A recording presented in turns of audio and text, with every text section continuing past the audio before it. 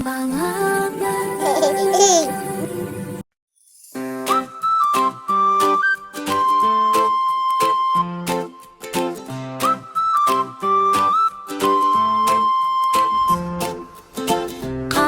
көшесінде серуен едік біз, жел соққанда күлкіңді көрдім мен.